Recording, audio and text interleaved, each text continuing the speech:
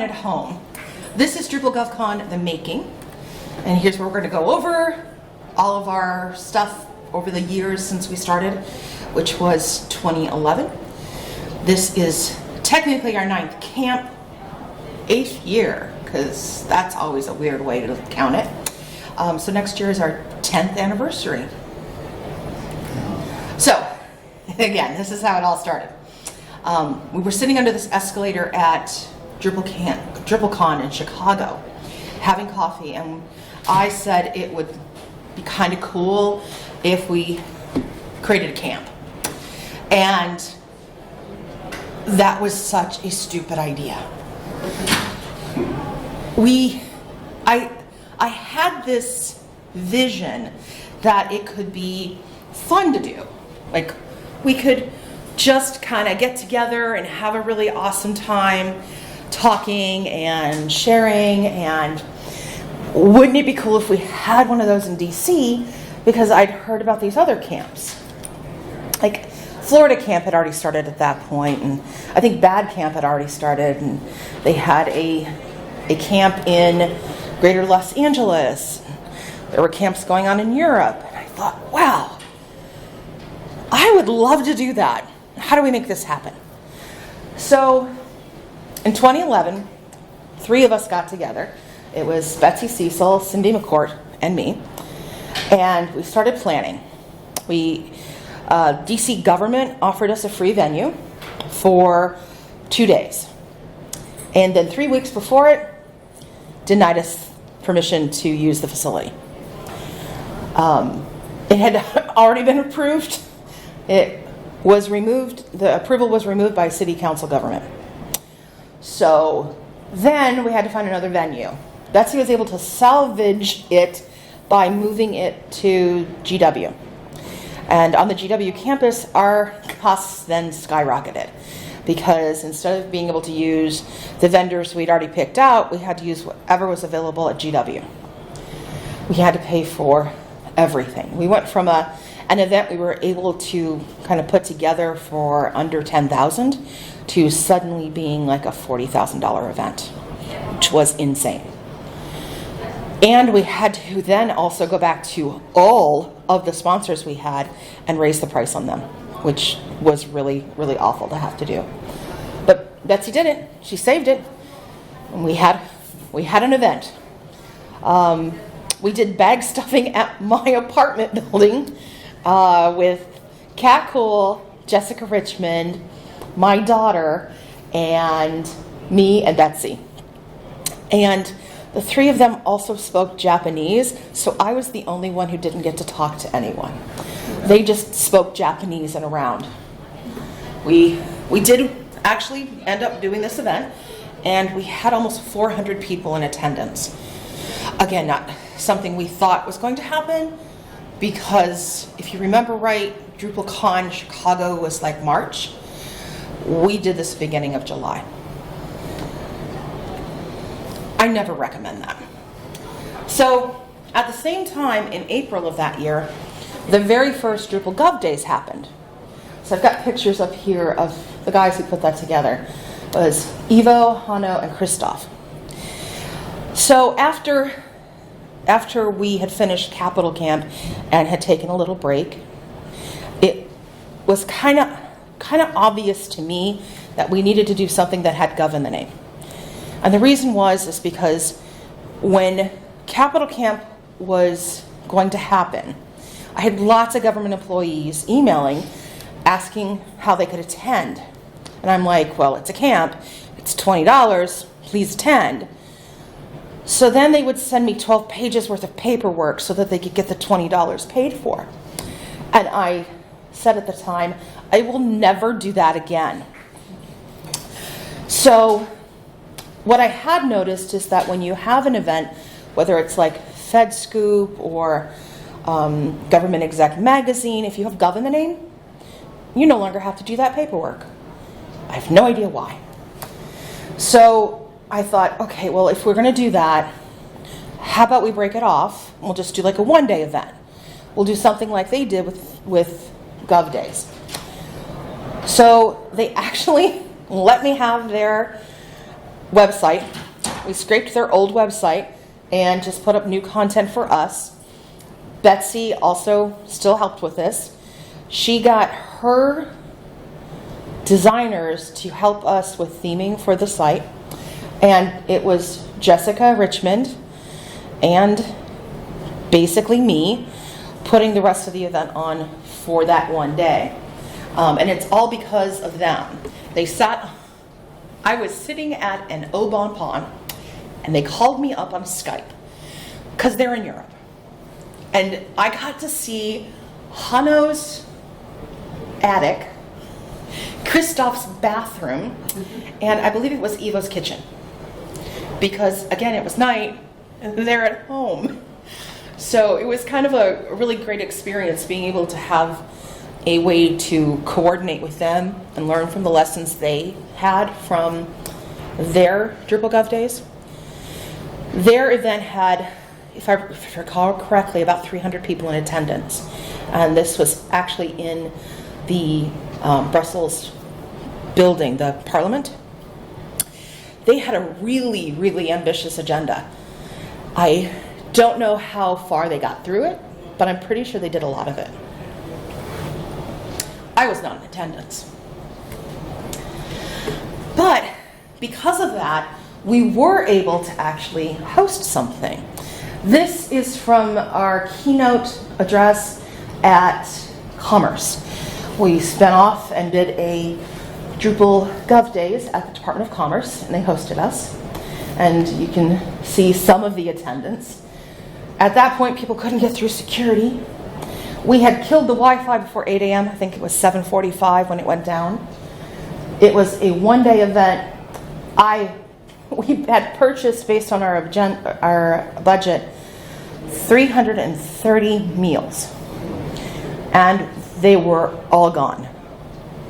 So we didn't really have an idea of how many people to expect. We had 500 people sign up, and that was when we sold it. I'm like, I know we're going to have drop-off. Don't know how much drop-off. And we ended up having over 300 in attendance, so we didn't have as dramatic a drop-off as I was expecting, unfortunately. We had to pay for security for this one because Commerce requires that events that are not commerce related, that are over a certain threshold, we would need to provide security. So we had to pay for extra security guards, which was fine. And we just budgeted for it. It all worked out. Our total budget was under $20,000. I believe it was $12,000 total because, again, 330 lunches is not huge. And when you couple that with the security costs, that was pretty much what we had to pay for. What was really nice is that Phase 2 and Acquia paid for the after reception, which was a lot of fun. We were at the National Press Club. So that is the team that officially put this on. We got the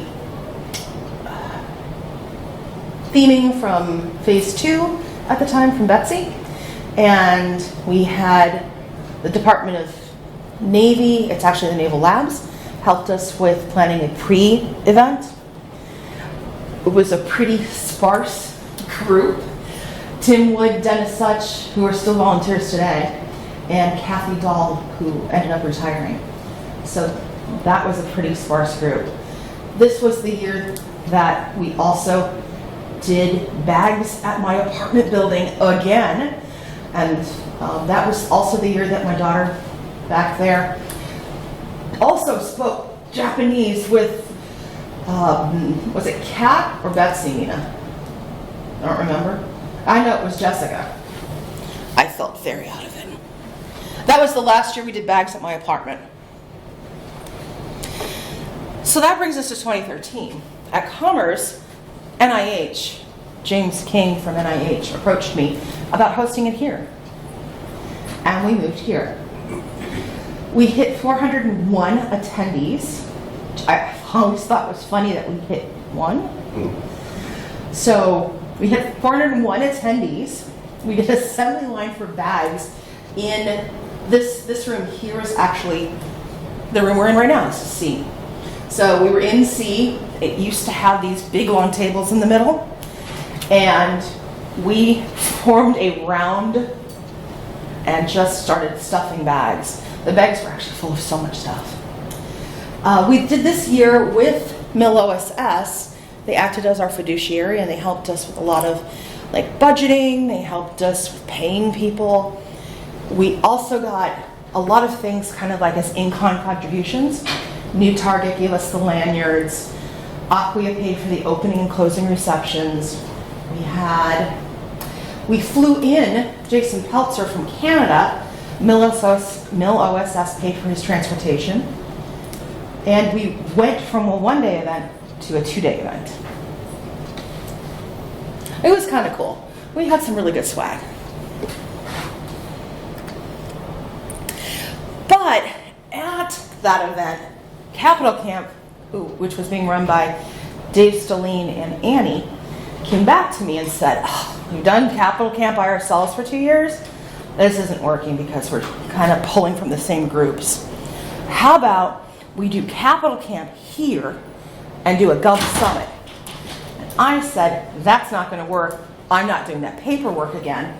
So I said, how about we just kind of rebrand it this way and spend the year figuring out what we actually want to call ourselves. Okay, we did that.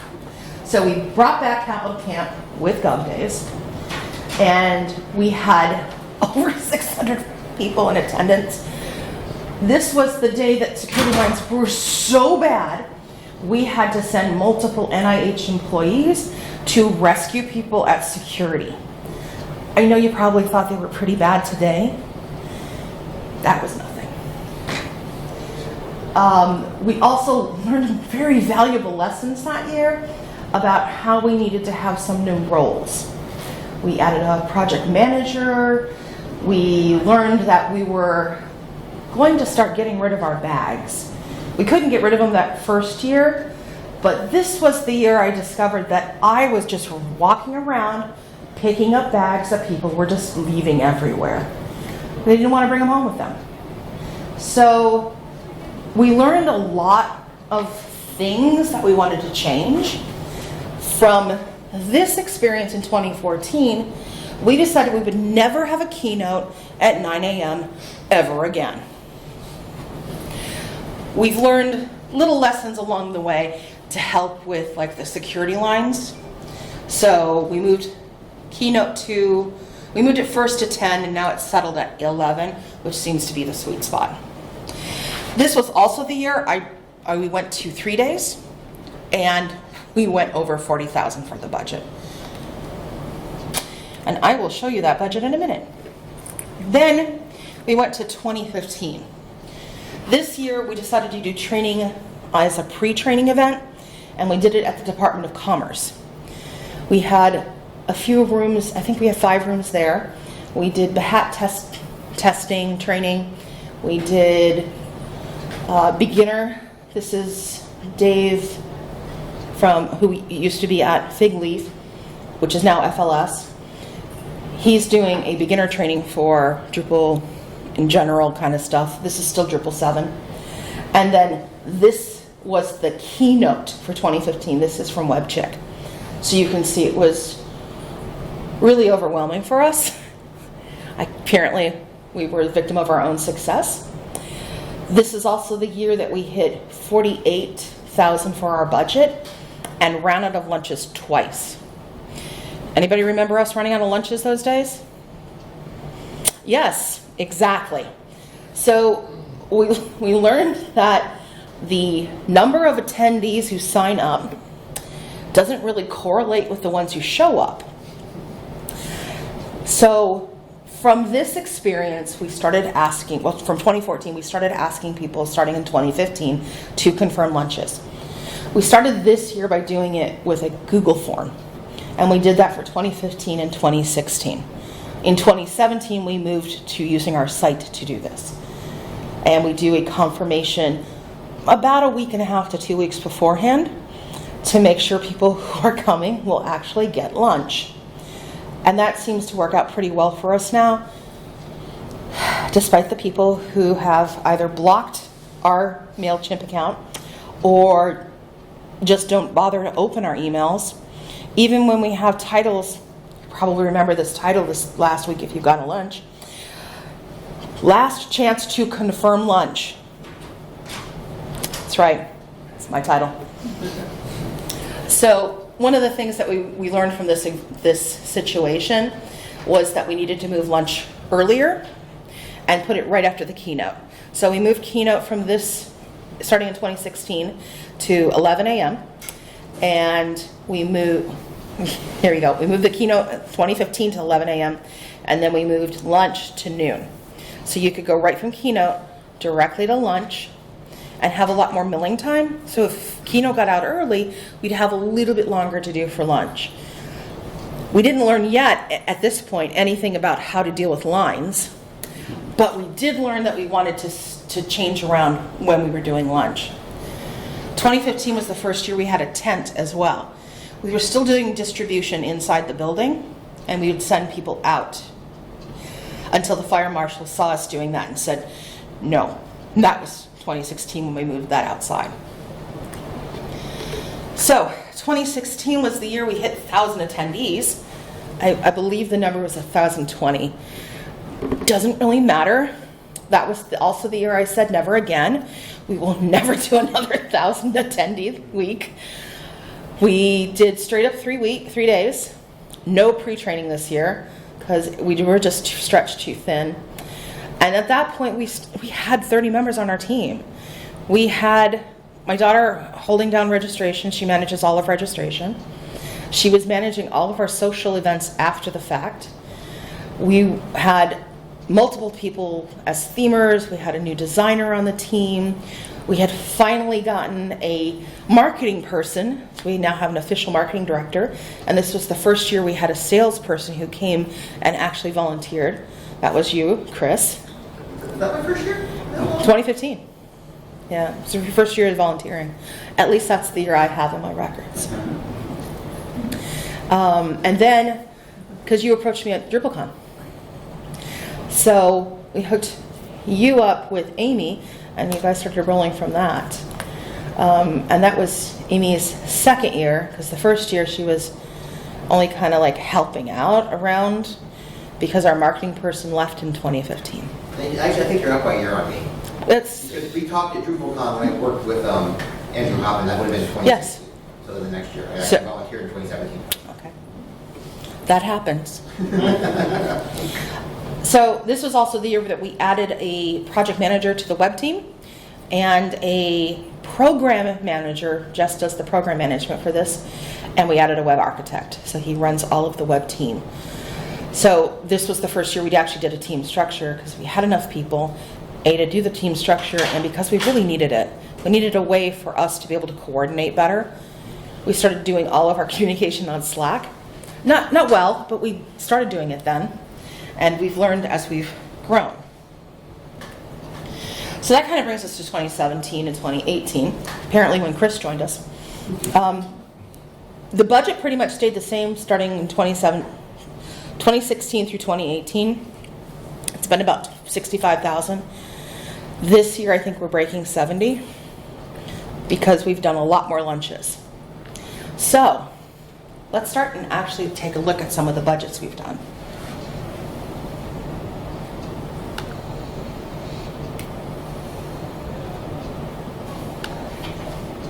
This was our first budget, the first official budget. Before that, Jessica Richmond put together a small spreadsheet, and we used what she had. Make this a little bit larger.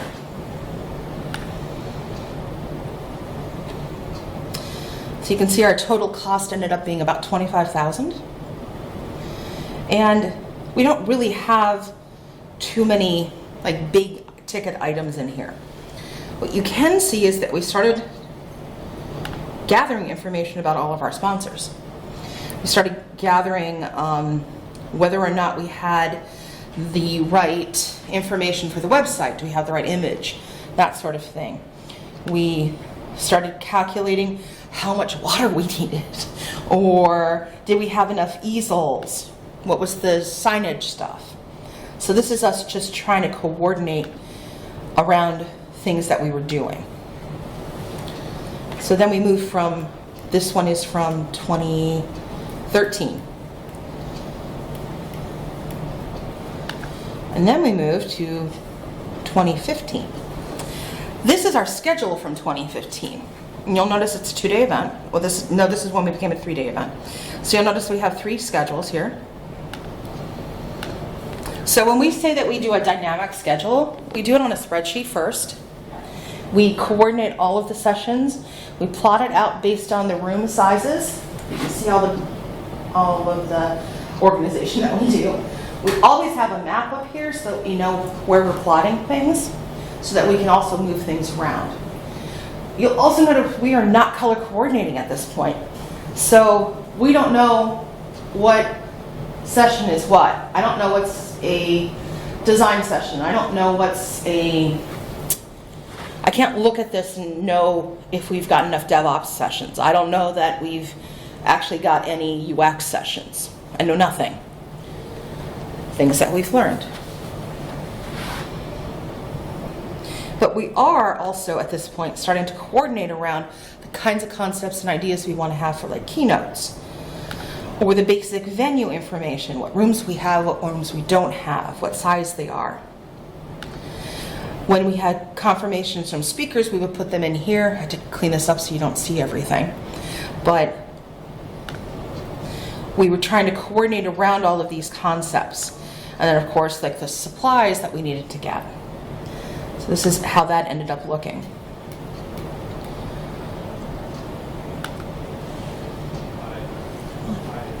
And this was our budget. So you can see our budget has grown. We took 2015 and we compared it against 2016. So those were all of our expenses from 2015. And because we were adding a day, we added more money for certain items.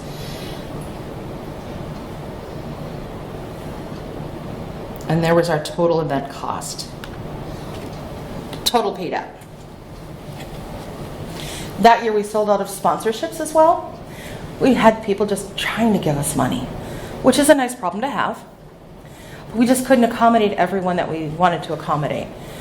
And then on top of it, we didn't really have, because this is 2015, this is the first year Amy was starting to work with us. And she was really just taking over from someone else who had left, because 2015 we really didn't have anyone until I convinced Amy to help us. And poor thing has been with us ever since. It is the hardest job for us to fill. It's the one that we've had the most turnover in, marketing. Govies are prohibited from soliciting for funds from anyone who has worked before their agency. So in order for us to be able to do this event, we have to have people who are not Govies. And this is what we do. So Amy does all of our marketing for us, plus Chris does sales, and now we have a room is also helping with a lot of the coordination. She joined this year. And what's really nice about having an actual team to do this is that, I don't know if you've noticed this, but most of us are developers, and marketing is not necessarily one of our skill sets. So finding someone who actually has a marketing skill set has been really, really beneficial to us, because she's taken all of that responsibility off of our shoulders. And it's been otherwise awful. I used to just assign my daughter some of these tasks because she could do it. Yeah, you can nod. It's all right, sweetie. So that was 2015. I'll close these so I don't reopen them.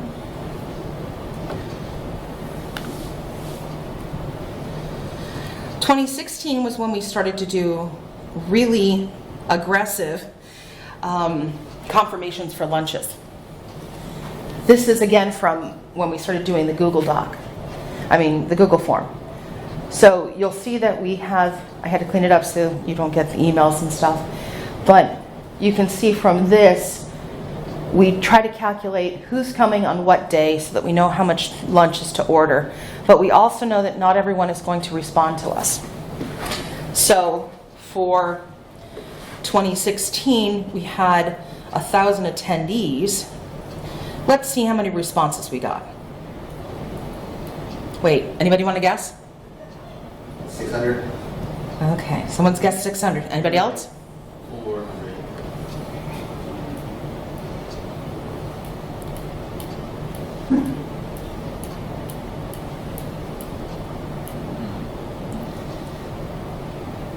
$524.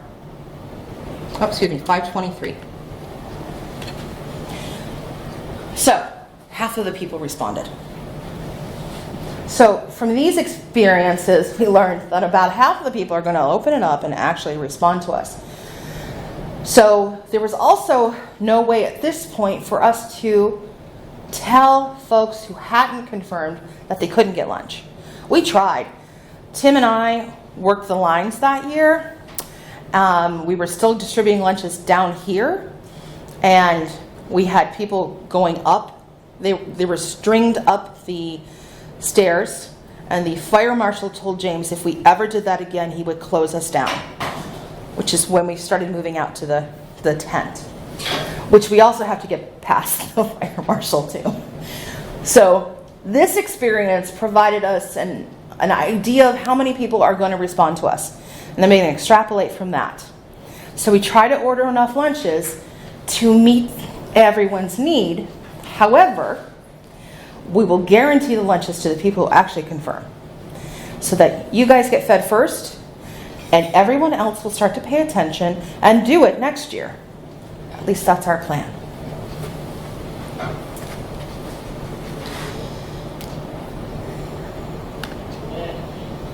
So in 2016, we also started looking at how we were organizing the schedule. We discovered, because we couldn't actually figure out what was a design session, or what was a UX session, or what was site building, that we really needed an easy way for us to understand what we were looking at. So now we've color coordinated it. All of the yellow means training room. We had BOFs. We set aside stuff for BOFs. That didn't work. Nobody came to the BOFs. So instead of doing a BOF, we decided we'll do training in those.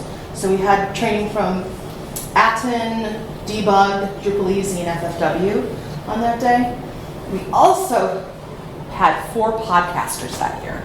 They just came and podcasted. So we set up in a separate room, which we're now using for BOFs.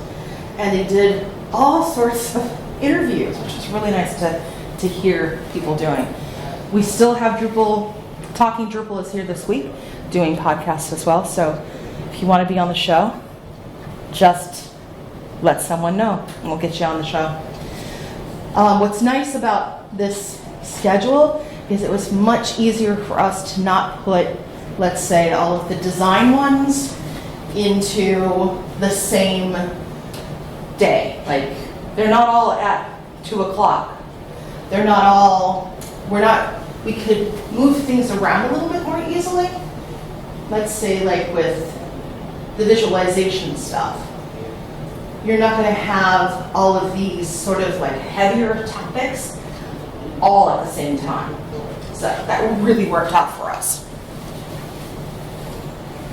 We also make sure that we have our map on the schedule every time we do this, because sometimes we forget where the rooms are located, or how many they seat, or which ways to enter them, or how small they are.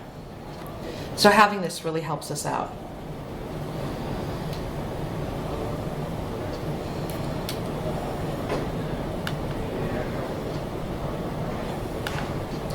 So after 2014, we all got together and decided we would start creating these documents to figure out what we did well, what we didn't do well, and what we needed to improve. So we started doing sort of a lessons learned, and we do this every year after GovCon is over, and we've taken a break. We take all of the next month off. We barely talk to each other after this, and then we start meeting up again.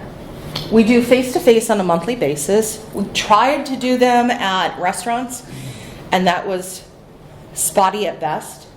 So then we started hosting them at each other's houses, and that had less bad. It was less bad than going to a restaurant, but still not great. And then Tim hosted one time, and we were like, can we just stay here from now on? Because he makes coffee, and he's got this great table, and we fit in the room. So we've been doing it ever since. Almost all year, right? All year this year, we've been at Tim's house. And it's been fabulous because we know when to get there, and we're out usually by 3 or 4. But we get a lot accomplished because it's like a sprint day for us for planning. We talk about the tracks that we're going to have for the year. Do we need to change names? What does the web team need to build? Do we need new people on the web team? Who should we be recruiting? What things do we want to add? It was at Tim's house that we decided to add the code sprint this year. We've had limited success with code sprints, and we knew that if we were going to do this, we needed someone who was dedicated to doing this. That's when Nika stepped up because she made it to the meeting and she spoke up. You know what? You speak up, you're going to get it. So she's been organizing the code sprint all week. Please go in. Everybody can participate. It's been a great experience trying to see how we do things and where we can fix things, and then to actually go back and look at some of the old documents to figure out where we've been and where we're going.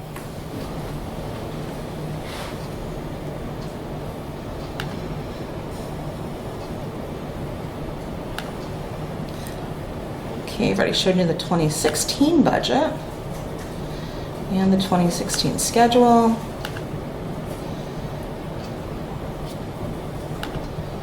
And the original budget. And that was our original, our very original from our first time at NIH. It's kind of cute. It's adorable. On our 2-day event.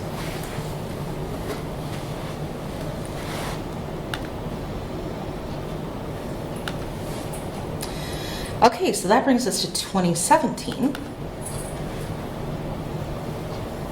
And this was the first year. Amy got us on board with doing a prospectus. We'd never written one. We didn't know you needed to. Things that we've learned from having a marketing person, that it's really good to be able to have this kind of information out there. Didn't have it before. So at this point now, we can talk about the kinds of things that we do in more of a story format, which again, we haven't done before. So it was really nice to be able to have a prospectus. So the prospectus we did the first year was like a PDF. And so she mapped it all out. We created these tables so that she could track how we were how we were doing on sales, and you can see that we sold how we sold out. We never sell out supporter or personal. One of the things that she did that year for 2016 was she's like, I think people will just give us money if we ask. So it was our first year of doing personal sponsors. I don't think we actually sold any that year because we didn't really have a good mechanism for taking money in. The following year we moved to Eventbrite, which was also her idea. And since moving to Eventbrite, we can take personal sponsorships now. We can do lots more things with sponsorships. Her big desire for doing it through Eventbrite or some other format is to have a discount for folks who are going to come out and be like, I want in. So they get an early bird pricing, and then there's a regular pricing, and then she calls the next one the procrastinator. Because at the point you get a procrastinator rate, you are now irritating us. That's how I think of it. So at that point, we may not be able to get you in our materials. Maybe we'll get you on the website, but you're probably not making any of our other materials. Or if you are making our materials, now you're costing us money, in order to get everything printed. So that's the procrastinator rate. We also had a lot of people sponsoring us. We went to 31 tables that year. This year we had to drop down because there's 2 monitors now, and we can't have any tables in front of those 2 monitors. So now we have 29 tables upstairs. In 2018, last year, we added 3 new nonprofits tables right outside of C, that are right in front of here. So we have nonprofits now, and we offer other incentives. Like one of the other things that Amy wanted to do, which I feel like Amy should be doing this session, is allowing trainers to have a discount off of an exhibit space, which is a great idea. If you're going to be training, you should be able to get a discount off of exhibiting. So we've run that special now as well, and training usually sells out almost immediately, and sometimes people actually get the benefit on doing that as well. So that was 2017. Our budget that year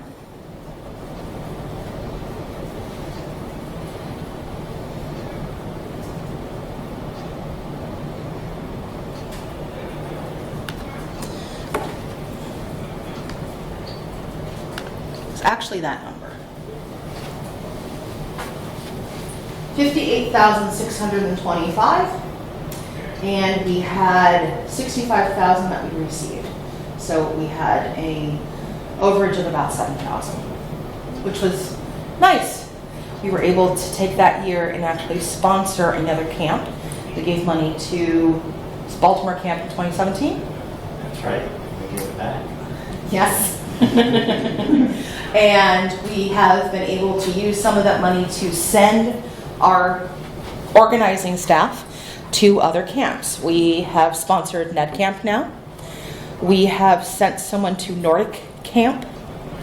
We have sent a rep to Mid Camp. We've also sent someone to Asheville. And hopefully we can expand that if we have enough money to do so. It's a great way to help camps and understand how we can improve what we do as well. So I'm going to show you our 2019 budget because apparently this takes me a long time to talk about.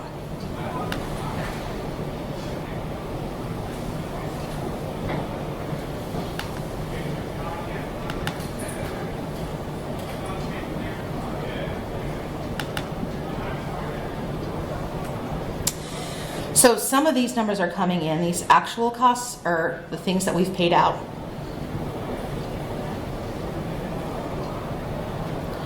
We are expecting to have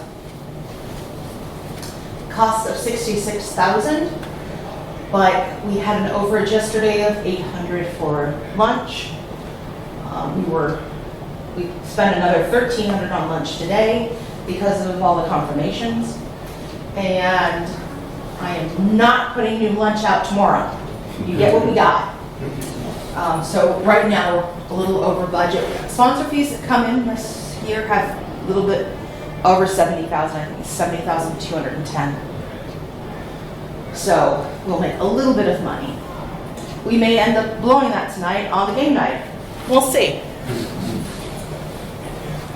So at this point, I'm going to say, who's got questions? Because you've got a couple of minutes to ask questions, so that I can hopefully answer some. That's it. What do you use for project management software, or how do you? So the question is what do we use for project management software? We are currently using, I know we're using Atlassian, I believe it's Jira, their Jira project. I don't think it's Trello. We are using Slack for communication. We also use GitHub to track all of our issues. And you can actually go to our GitHub page to see some of what the tracking is that we do. That's off the website. Yeah, well, no, there's some, yeah, it's just the website stuff. Website product. Okay. Event project management, we don't actually have event project management. anything. There we go. Google Docs. Google Docs, spreadsheets. Google Docs. Yeah, we moved to project manager for that to try to have every task.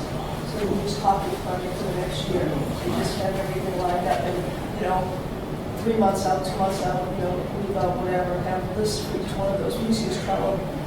Very easy. We tried using, was it Trello? Maybe we tried Basecamp. Trello is just very simple. We've used Basecamp. We've used Basecamp. Limited success with Basecamp because not all of us can get into it. Because NIH hosts the Basecamp, so some of us who have PIV cards can get in. I think we've had issues with the permissions on that one. We have used Trello before, right? For project. Yeah. I think that was set up by Bill Brantley, and none of us wanted to do it. Yeah, that's why I was asking, because it's hard to get people that other people help me out, to actually move stuff along when they complete it. So, Yeah, definitely.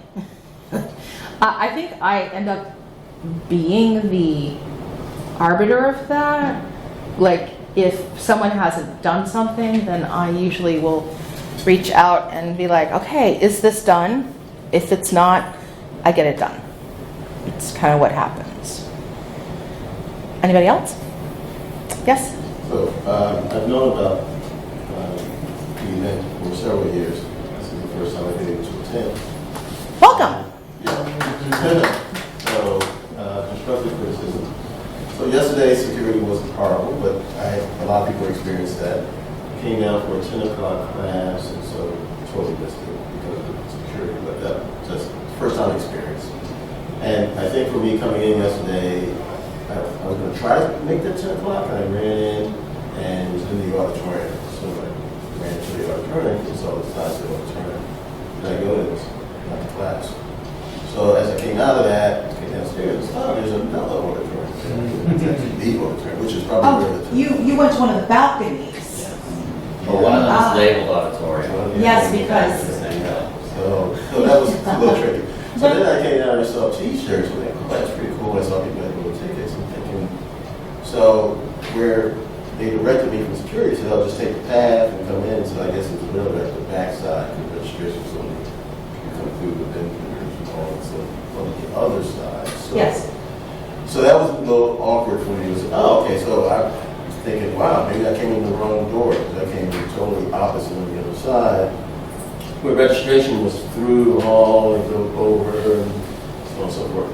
And then for lunch, I think, I don't know if I speak for other people too, but I know when I registered, and maybe this is just an organizational thing piece as well, probably, I don't know if the results would go higher, if it was all part of the same registration, like at the time we register for classes, and then there's another tab that says, lunch. Because I think to go back in, I may have got the email. Maybe it's just that point I registered already, so I don't know, maybe this is just marketing material about it, wasn't really people jump out to you and say, oh, you got to go back in, confirm your lunch. So I think just for me, from day to day, working, it's like, okay, I did the heavy lifting, I went and registered, like, I'm all set, and then I have to, kind of be open to go back. So our plan is to change that a little bit for next year. We have to do confirmations because I'm not buying 1,500 lunches. It's not happening. We are not going to get 1,500 people to show up. So knowing that we're going to get a 30 to 40% drop off, we have to do confirmations in order to be able to get those confirmations to our teachers. There is nothing we can do about that. It would be different if we had paid tickets. That would be different.